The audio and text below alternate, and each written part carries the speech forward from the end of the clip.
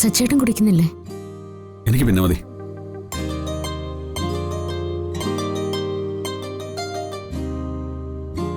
ഡോക്ടറെ കാണാൻ പോയിട്ട് എന്താ പെട്ടെന്ന് തിരിച്ചു വന്നേ? കണ്ടില്ലേ? ഇല്ല, അത് കുറച്ച് കഴിഞ്ഞിട്ട് പോയി കാണാം. അതെന്താ അങ്ങനെ? ഡോക്ടറെ കാണാൻ പോകുന്ന വഴിക്ക് ഞാൻ വേറൊരാളെ കണ്ടു. ലക്ഷ്മിയാണോ സംശയിച്ച് കുറച്ച് പിന്നാലെ പോയി. ലക്ഷ്മിയോ? അതെ, അവളെപ്പോലെ തന്നെ തോന്നി. ഞാനവളെ വിളിക്കുകയും ചെയ്തു, പക്ഷേ പെട്ടെന്ന് പിന്നെ കണ്ടില്ല. സച്ചേട്ടന് തോന്നിയതായിരിക്കും. അല്ലെങ്കിലും അന്ന് വളകാപ്പിന് ലക്ഷ്മി വന്നപ്പോഴേ ഞാൻ ശ്രദ്ധിച്ചു. എന്ത്? പഴയ കാമുകിയെ കണ്ടപ്പോ മനസ്സിനൊരു ഇളക്കം തട്ടിയതുപോലെ. ഏയ്, ചുമ്മാ താമൊന്ന് പോയേ. ചുമ്മാ അനാവശ്യം പറയല്ലേ.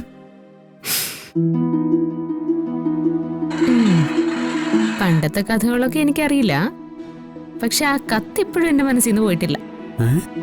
ഓഹോ, അതിപ്പോഴും മനസ്സിൽ കൊണ്ട് നടക്കാണോ? താനാള് കൊള്ളാലോ. ലക്ഷ്മി വന്നപ്പോഴുള്ളൊരു ഇളക്കവും ചിരിയും സംസാരവും. ലക്ഷ്മിയോട് സംസാരിക്കാൻ എന്തൊരു ഉത്സാഹമായിരുന്നു. ഒന്ന് പോടാ അവിടുന്ന്. എന്റെയോ ലക്ഷ്മിയുടെ മനസ്സിൽ അതൊന്നുമില്ല.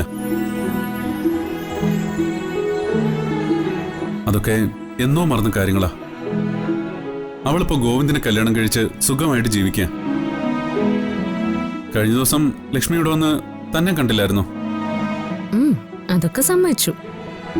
പക്ഷെ സച്ചേട്ടാ, സ്നേഹിച്ചവര് പരസ്പരം പിരിഞ്ഞു പോയേക്കാം. പല കാരണങ്ങളും കൊണ്ട് ഒരുമിച്ച് ചേരാൻ പറ്റാതെ ആയിരിക്കാം. എന്നാലും ആദ്യം പ്രേമിച്ച പെണ്ണിനും ആണിനും അത് പരസ്പരം മറക്കാൻ പറ്റില്ല ജീവിതത്തിൽ ഒരിക്കലും. ഓഹോ, അങ്ങനെയൊക്കെ ഉണ്ടോ? അങ്ങനെയൊക്കെ ഉണ്ട്. ദേ, എന്റെ അടുത്ത് വലിയ ജാടയൊന്നും ഇറക്കണ്ട. ഈ മനസ്സിലൊരു കാറ്റടിച്ചാലേ അതെനിക്കറിയാം.